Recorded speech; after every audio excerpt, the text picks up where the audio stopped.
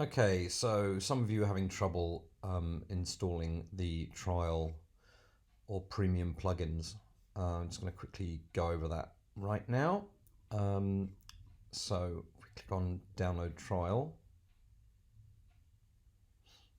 and right click on the link to download the zip file. You can put this wherever you like. I'm just going to put it in the downloads folder. And if you go back to your site, click on add new under plugins. So you can either go plugins, add new, or you can go to the plugins page and click on add new. Then you click on upload plugin, choose file, and find the file that you've just downloaded. Click on choose, click on install now, and then activate the plugin. And there you go, you've now got the two plugins installed right there.